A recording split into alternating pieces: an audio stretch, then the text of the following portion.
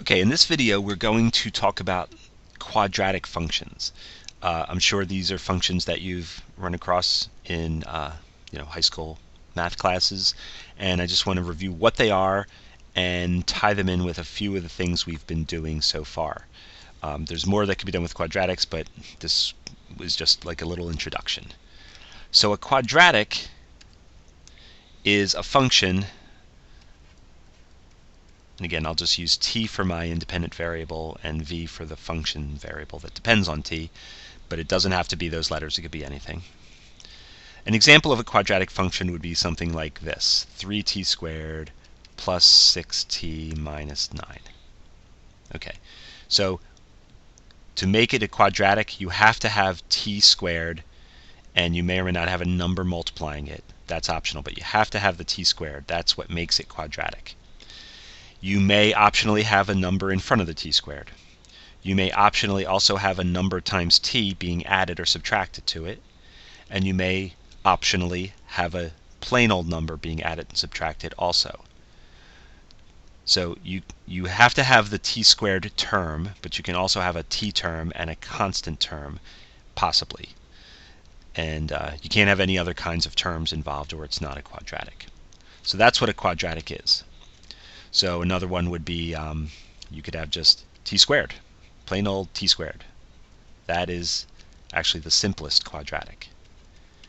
You could have 2t squared plus 3 without a t term. Of course, you don't have to leave a blank there like I did. I was just making the point that the t term was missing, but you could move that plus 3 back over and it's fine. Okay. So these are all quadratics. And in general, a quadratic is going to be something times t squared plus something times t plus something. And any numbers can go there, including 0. And if you put a 0 there, then that means it's 0 times whatever. It's not really there. You don't have to write it. Okay? So like this one has a 2 here, a 0 here, and a 3 here.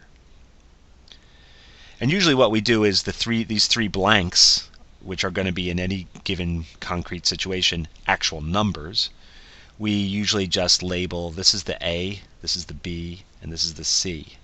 These three coefficients of the quadratic. So at squared plus bt plus c.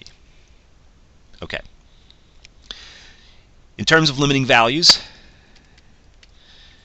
because it's t squared, it gets, when you plug in bigger and bigger numbers for t, this gets bigger and bigger even faster because of the squared, and you may even be multiplying it by a number.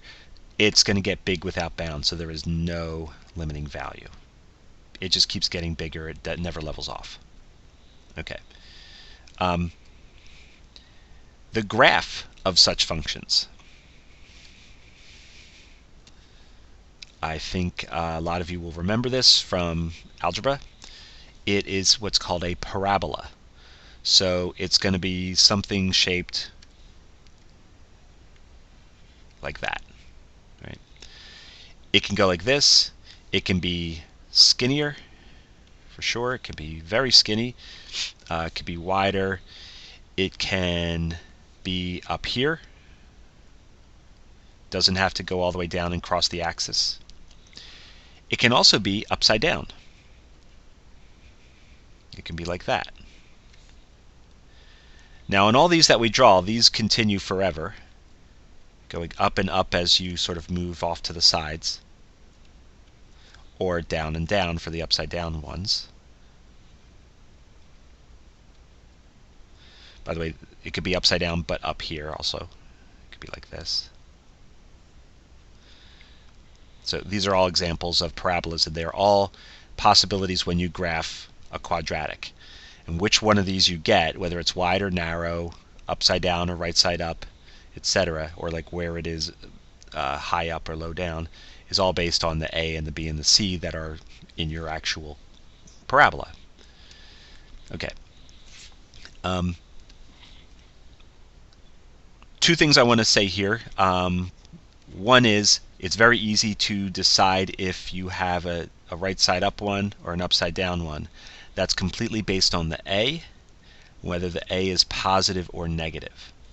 So if your a is positive,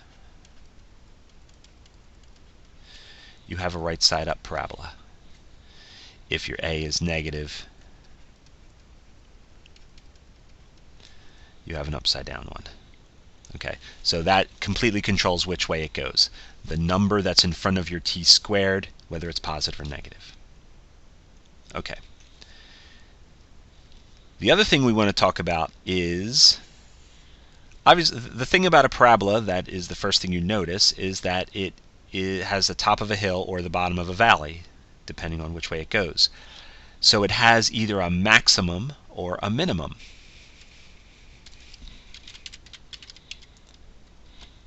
So a parabola has one minimum if it's right side up, or it could be a maximum, right? That's like it's the primary feature about this, is that it goes down, comes to a minimum, and then goes up, or vice versa. And so, one of the first things you want to know when you have a parabola, when you have a quadratic function, is where that maximum or minimum is. And specifically, let me put this actually on axes. Let me do a better job with that. Straight lines. Okay. Specifically,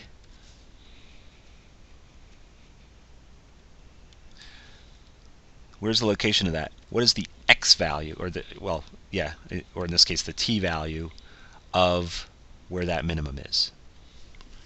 And it turns out that you can again predict this from your formula, which is what we are talking about today. So if you have your formula quadratic, whose graph is a parabola like this, and you want to know where it bottoms out, where the minimum is, okay, it turns out that there's a simple way to figure out where it is, and it's as follows. You say that the location, the t location of the max or min is at t equals, and it's negative b divided by, and then you double a, twice a, b divided by 2 times a. That will give you the location on the horizontal axis of your max or min. So let's do a quick example. Let's say we have a parabola that is 3t squared plus 5t minus 7. Okay, and 2 questions. Is it right side up or upside down? So this is a positive number, so it is right side up. It's shaped like that. And the second question is, okay, so if it's right side up, that means it has a minimum. So where is the minimum? All right, so the answer will be, it will be at t equals, so the negative b divided by 2a. So negative, and the b is a 5, right? That's the second coefficient, divided by 2 times, and the a is a 3. So negative 5/6, negative 0. As a decimal, I think that's 0.83333, etc.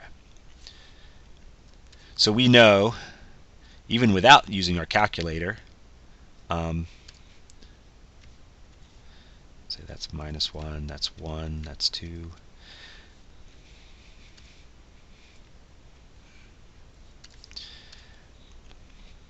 We know that this goes like this, right? Oh, I kind of missed. It's negative 5/6 is like right around there, right? So it's more like, it's like that. Except I don't know if it's here or here or here, but it's it's centered on negative 5/6. I know that. I just don't know where it is vertically. Now, if I want to know where it is vertically, I can just see, I can plug in that number into my formula and see what it gives me. So I can take my negative 0.83 repeating, my 5/6, and I can plug it in here. So 3 times negative 0.83 repeating squared plus 5 times negative 0.83 repeating plus, minus 7. And I apologize for the pause. I'm actually plugging this into my calculator right now.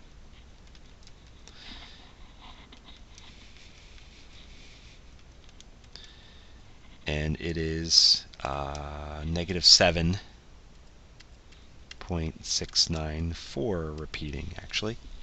So now I know that this thing actually is sort of way down here at negative 7.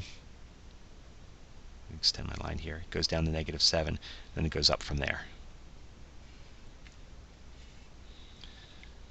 Okay, so this little formula can tell you where your parabola is sort of centered, like its little like line that goes right down the middle of it would be at negative 5/6, and then you can plug that in, get a number, and that'll tell you how low it goes or how high it goes. Right, and combined with knowing if it's right side up or upside down, you can pretty much draw a really quick and dirty graph of it by hand. Not that we have to do that, but that's kind of what we've accomplished with all of this. Okay, so one more quick example of this. Let's do another one. Let's do, so let me change the letters around. Let's say we have traditional f of x. So our variable is x and our function is f. And so let's do this. Let's do 7 minus 3x plus x squared. Now I have on purpose sort of written it out of order, right? So that's the first thing, is to realize that it's out of order from the traditional way of writing it. And if we want, we can rewrite it the right way. But I just want you to be aware that it's not automatic that the first thing you see is your a. A goes with the x squared wherever the x squared is. So rewrite it in the correct order, and now we know. Now we know a is actually a 1, right? X squared, there's really sort of secretly a 1 here, right? So it's 1x squared minus 3x plus 7. Okay, so right side up or upside down? Again, positive, so it's right side up. It's got a minimum. The minimum is at negative b over 2a. So negative, and then b is a negative 3 over 2 times, and then we said a was a 1. So we have 3 over 2. We have 2 negatives, so that makes a positive. So we actually get positive 3 over 2, or 1.5. I can then follow that up with what f of 1.5 actually is. So 7 minus 3 times 1.5 plus 1.5 squared. For some reason I went back to the out of order version, but of course that shouldn't matter. And I get 7 minus 3 times 1.5 plus 1.5 squared. My calculator is giving me 4.75. So I know that 2, 3, 4, 5, 2, 3, 4, 5.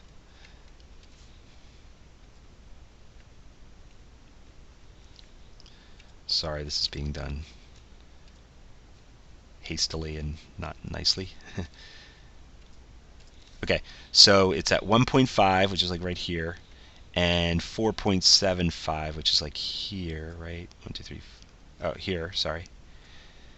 So we know this is where like the minimum is. By the way, I didn't even say, did I? The word for this is the vertex.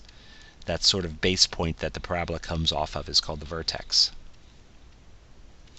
Okay, and then I can just draw it from there. Like I said, we pretty much have a quick and dirty graph on our own just from this quick little calculation. Okay, so this is, as much as we need to know about quadratics for the moment, and we know how to figure out where the vertex is, the minimum / maximum. We know the limiting value, which is that it doesn't have one ever, and we know quadratics are shaped like parabolas. And we can figure out if they're right side up or upside down based on the formula. Okay.